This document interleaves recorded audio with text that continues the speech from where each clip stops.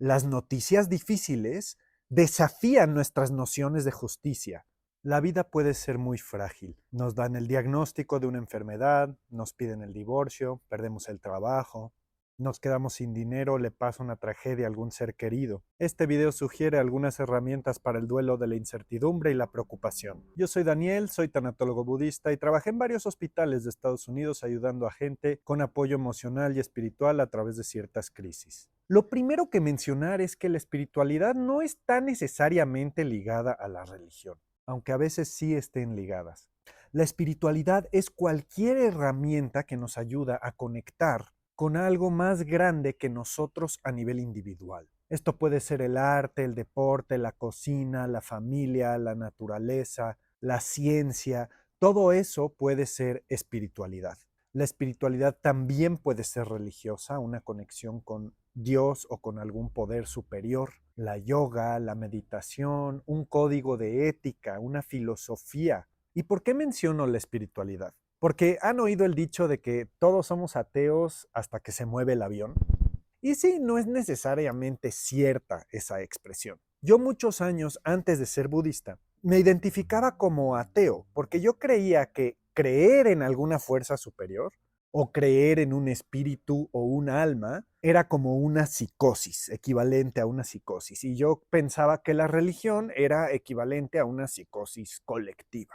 Esto fue una década antes de decidir que iba yo a sacar una maestría en religiones. Pero yo veía la religión y la espiritualidad como algo que solo le servía a la gente ignorante que necesitan un confort psicológico, o la gente que está en alguna crisis o sufriendo, que necesita algún peluche existencial. Yo pensaba que Dios era como el amigo imaginario de muchas personas que por su mismo duelo necesitan creer en algún tipo de Dios. Después de haber trabajado en varios hospitales y de haber ayudado a mucha gente con su proceso de muerte, miles de muertes, y después de haber tenido el privilegio de participar y de haber sido invitado a tantos tipos de ceremonias espirituales de diferentes tradiciones, desde la danza del sol tolteca hasta retiros budistas de meditación de 30 días. Mi idea de lo que es la espiritualidad, de lo que es el espíritu, de lo que es un poder superior, ha evolucionado, ha cambiado mucho. Pero cuando a uno le dan una noticia difícil, lo más común es voltear a Dios,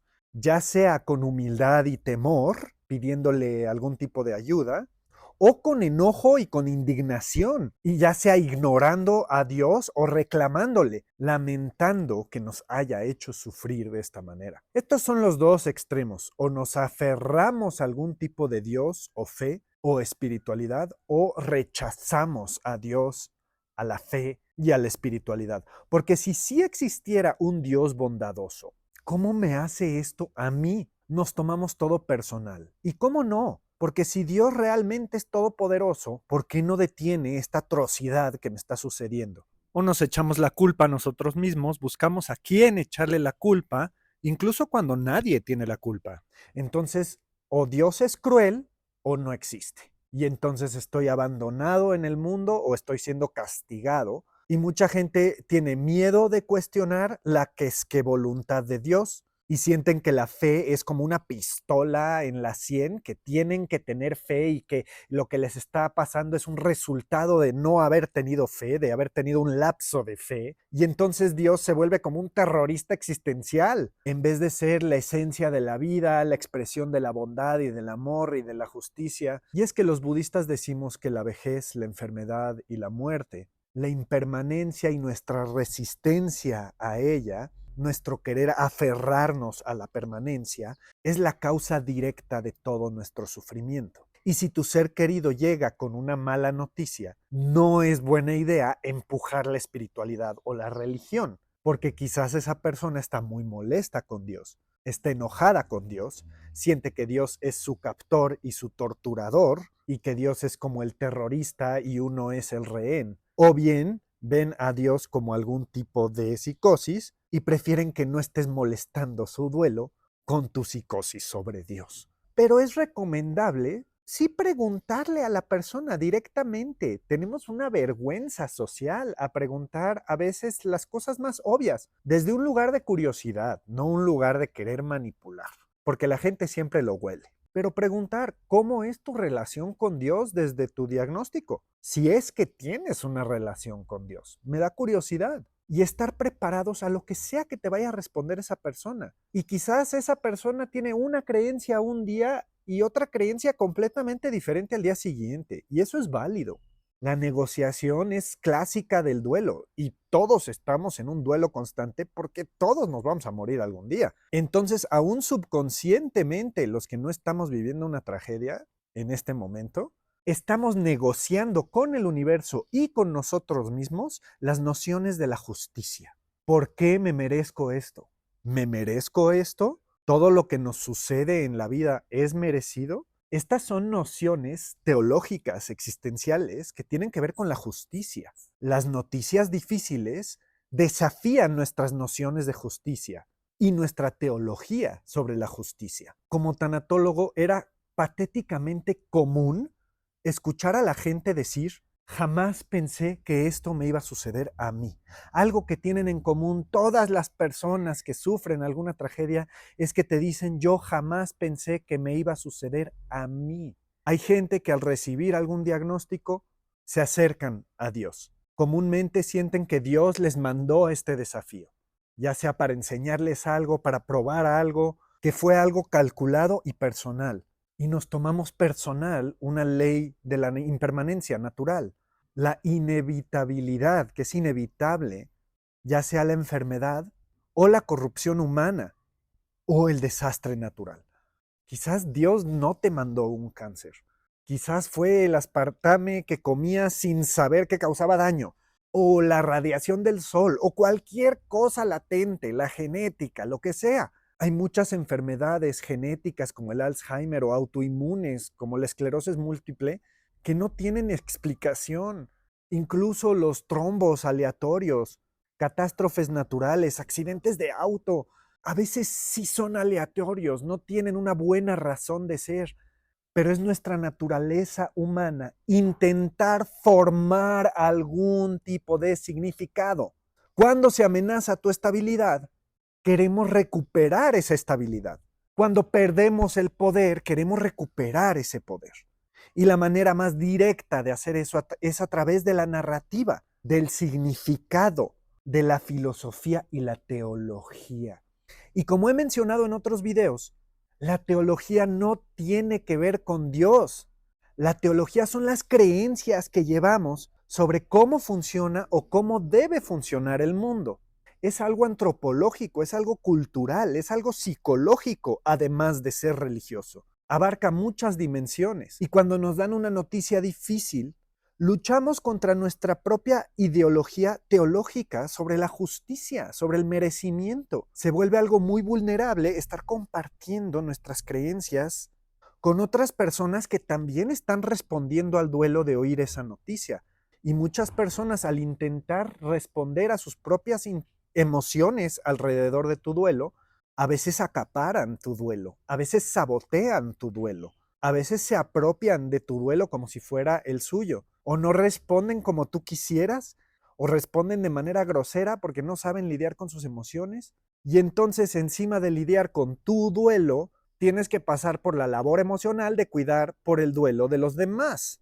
Por lo cual, lo más común para alguien que recibe una noticia difícil, lo más común es evitar a los demás, esconderse, aislarse, no decirle a nadie de la enfermedad o del diagnóstico, la noticia, volverse recluso, no recibir llamadas, desaparecer.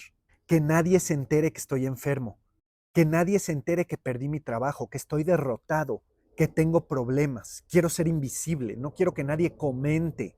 Qué vergüenza ser tan débil, estar tan expuesto, tan vulnerable, tan humano, tan frágil, tan mortal. Además que nadie me va a entender, nadie puede entender mi sufrimiento particular.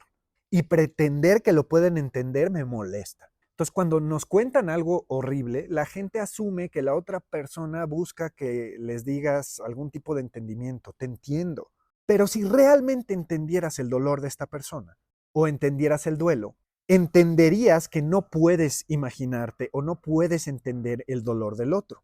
Duele más que tú digas que entiendes cuando realmente no entiendes. Y no están buscando tu entendimiento, están buscando tu apoyo comúnmente. Entonces es mejor decirle a alguien, no me puedo empezar a imaginar tu dolor o tu sufrimiento o tu situación. Y no brindar, no ofrecer soluciones. Tenemos una tendencia a querer arreglar los problemas, resolver, solucionar, aun cuando no tienen solución, especialmente cuando no tienen solución. Es la peor respuesta habitual que tenemos. Es una reacción automática que queremos remediar el problema, pero eso a menudo empeora el problema. Es mejor no hacer nada, dejar de hacer cosas, que solo escuches. Y escuchar puede ser algo activo. No tienes que ser una piedra recibiendo información sin reaccionar, sin parpadear. Pero escuchar es algo en donde, como en la actuación me decían siempre, do less, haz menos. Se requiere menos de ti de lo que tú crees. Mucho menos de lo que tú crees. En el hospital, como tanatólogo, si yo llegaba a presentarme con alguien, yo decía, pues ofrezco apoyo emocional y espiritual. Si yo les fuera a decir, si gustas platicar, la respuesta de todas las personas, incluso los que más necesitaban y querían apoyo emocional y espiritual, siempre, invariablemente, me decían, muchas gracias, pero ahorita no. Y en vez yo decía, ofrezco apoyo emocional y espiritual para cuando lo necesites. Ahí te dejo mi teléfono. Me avisas si fueras a necesitar el apoyo emocional o espiritual. Y por cierto, ¿cómo amaneciste el día de hoy? Como muy incidental, tengo la curiosidad genuina y por cierto, ¿cómo has estado? Entonces no me decían el no gracias ahorita, no. Acabábamos platicando, quizás una hora, porque no estoy imponiendo ayuda, no estoy imponiendo ayuda, ni siquiera le estoy poniendo el título de ayuda. La ayuda es para después, ahí está mi tarjeta. Esto es simplemente curiosidad genuina. ¿Cómo amaneciste? Estoy invitando su experiencia. No digo que voy a ayudar. Y si me fueran a decir, no, pues todo bien, amanecí todo bien, muchas gracias. Entonces quizás picaba, probaba un poquito, como le hace el médico o el enfermero a picarte para sacarte sangre. Como tanatólogo clínico, pues picaba emocionalmente a ver cómo estás. Y entonces decía yo cosas como, me imagino que no ha de ser nada fácil lidiar con tu enfermedad. Y en cuestión de segundos, normalmente, la persona me confiaba más. Mi objetivo era no tener un objetivo, escuchar sin maña, curiosidad sin maña, similar a cuando estamos meditando y escuchándonos a nosotros mismos, sin juicio, sin querer arreglar, permitiendo el silencio, pero sí preguntando con las cosas que nos dan curiosidad, dando seguimiento. Escuché que dijiste esto y noté que tu cuerpo se puso muy animado o muy deprimido o muy cerrado cuando dijiste eso. Silencio, esperar a ver qué dice la persona. O preguntar directo, mencionaste querer rendirte o mencionaste que esto te da esperanza. Cuéntame más sobre eso. Claro, constantemente calculando que hay consentimiento, midiendo el consentimiento. Quizás no de manera explícita porque eso va a romper la misma conversación, pero tenemos varios cues sociales que van probando si hay consentimiento a seguir esta conversación y profundizar un poquito más sobre las cosas que nos causan dolor. Pero el dolor es muy penoso. No quiere salir a jugar. Aun si lo invitas a salir a jugar, requiere de mucha paciencia, mucha contención y mucho cariño genuino. A veces la gente solo necesita que los escuches, comúnmente. Y te aconsejo preguntarle a tus amigos, ¿te sería más útil si te escucho sin juicio y sin responderte? ¿O prefieres que refleje lo que estoy escuchando? ¿O quieres un consejo? De plano, la gente no siempre quiere un consejo, porque el consejo estás diciendo, estás asumiendo que tú sabes la respuesta, que tú sabes la respuesta al dolor de alguien más, que si tan solo la persona siguiera tu consejo. A veces el consejo es ofensivo, pero a veces la persona sí quiere un consejo. Y es más fácil preguntar, ¿querías un consejo o prefieres que solo te escuche? Y si no tienes un consejo, también se puede decir, lamento mucho tu situación, no sé qué decirte, me encantaría poder arreglar esto mágicamente, comparto tu dolor como pueda. Es más que suficiente y más efectivo que pretender que puedes arreglar el dolor o que tienes que responsabilizarte por el dolor de alguien más o evitar el dolor. Si alguien se va a morir, es importante que consideremos varias cosas. Comúnmente esta persona no se siente en confianza hablando de estas cosas con sus seres queridos. Algunos sienten que están invitando la mala fortuna al considerar las posibilidades no tan optimistas y prefieren evitar hablar de lo doloroso. Pero hay que considerar si tienes asuntos no resueltos, si has puesto todos tus asuntos en orden, si hay algo o alguien a quien tienes que perdonar, algo que tienes que decir o hacer.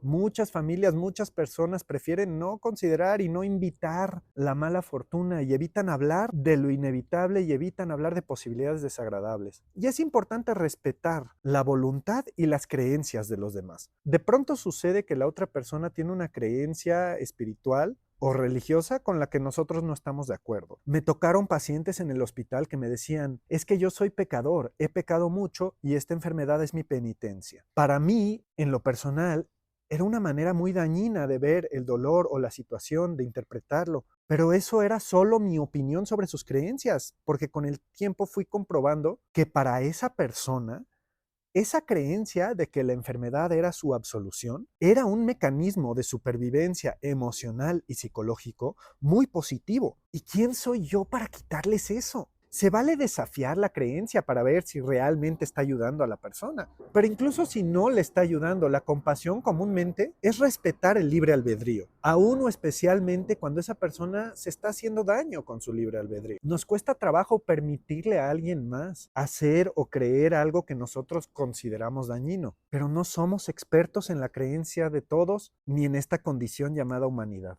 Y esta creencia de que hice algo malo para merecer esto es la creencia más común ante la tragedia. Para poder recuperar alguna noción de significado, que es lo que hemos perdido, para tener algún poder, algún control sobre el significado de qué nos sucedió, porque hemos perdido el poder y hemos perdido el control. Pensamos en conceptos de justicia. El mundo debe ser justo, por lo cual yo debo ser malo para haber merecido esto. Porque si el mundo no es justo, yo me siento horrible. La creencia de que esto de que me está sucediendo es un castigo, hasta los mismos ateos lo llegan a creer. Porque de otra manera estoy viviendo en un mundo injusto, sin significado. Y prefiero vivir en un mundo justo donde estoy siendo castigado que en un mundo donde la justicia no existe. Y es que el ego solo piensa en extremos. Se aferra a una solución o a su opuesto, a una respuesta, a un significado. Es importante formar un significado sano de lo que está sucediendo, una narrativa, una interpretación que nos inspire, aun si nos vamos a morir.